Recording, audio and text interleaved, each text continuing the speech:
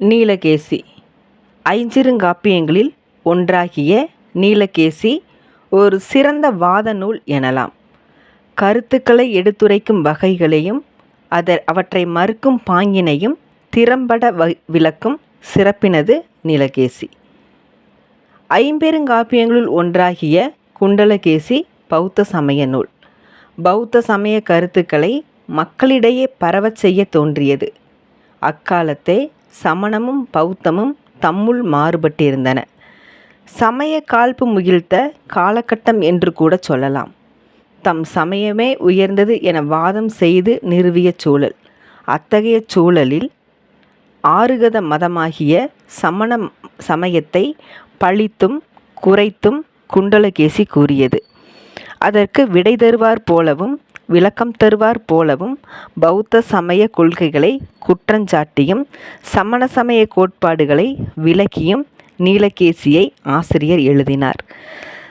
சிறந்த வாத நூலாக கருதப்படுகின்ற நீலகேசியை எழுதிய ஆசிரியர் பெயர் தெரியவில்லை. அவர் வாழ்ந்த காலமும் அறிய இயலவில்லை.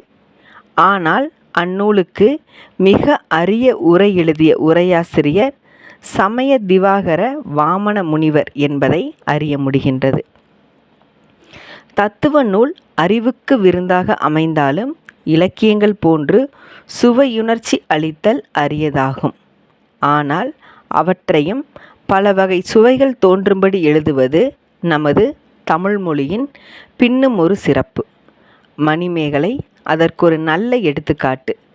குண்டலகேசியும் அவ்வகையை சார்ந்ததுதான். ஆயினும் முழுமையாக கிடைக்காதது தமிழுக்கும் பௌத்தத்திற்கும் நேர்ந்த இழப்பு எனலாம். அந்த பாதையில் நீலகேசியும் அமைந்துள்ளது. நீலகேசியையும் அவளை எதிர்த்தாரையும் எதிரெதிர் நிறுத்தி சொற்போர் புரியும்படி அமைந்திருப்பது சுவை குன்றாமல் இருக்க வழிவகுக்கிறது. நீலகேசி மூலம் அக்கால சமய நிலைகளை அறிய வாய்ப்பு நேர்கிறது.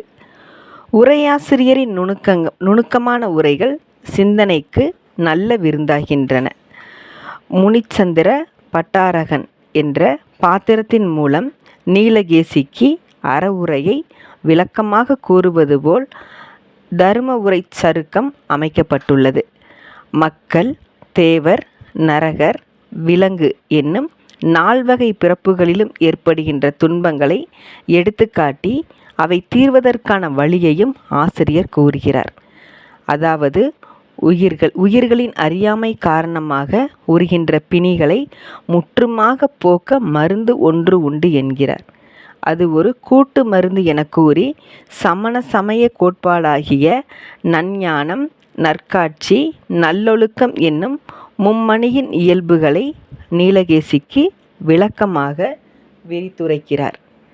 முனிவர் சமண சமய கோட்பாடுகளையும் தத்துவமும் விளக்கப் பெறுகின்ற சருக்கம் இது. முனிவரின் அறவுரையால் மெய்யுணர்வு பெற்ற நீலகேசி தன் நன்றி கடனை முனிவருக்கு செலுத்தும் வகையாக அக்காலத்தில் மேலோங்கியிருந்த பல்வகை மதத்தாரோடும் வாதம் புரிந்து வெற்றி கொண்டு சமண சமயத்தை பரப்ப வழி செய்கிறாள். பௌத்த சமய கருத்துக்களுக்கு மாறாக நீலகேசி எழுந்ததால் குண்டலகேசி அருகச்சந்திரன், மொக்கலன், புத்தர் ஆகியவர்களோடு நீலகேசி வாதம் புரிந்து வென்றதாக ஆசிரியர் அமைத்து கொள்கிறார். பின்னர் ஆசீகவாதி, சாங்கியவாதி, வேதவாதி, வேசாதவாதி, பூதவாதி ஆகியவர்களோடும் வாதம் செய்து வென்றதாக கூறி செல்கிறார். வாத நூல்களில் சிறந்து விளங்குவது நீலகேசி. குண்டலகேசி வாத நூலுக்கு வித்திட்டது என்றால் நீலகேசி பின்வந்த வாத நூல்களுக்கு முன்னோடியாக அமைந்தது எனலாம். இவ்வாறு முன்னோடியாக அமைந்த நீலகேசியுள் பல்வகை இலக்கிய சுவைகள் நிறைந்து காணப்படுகின்றன. மாந்தர்களுக்கு வேண்டிய வாழ்வியல் விழுமியங்களும் இதில் நிறைந்து உள்ளன.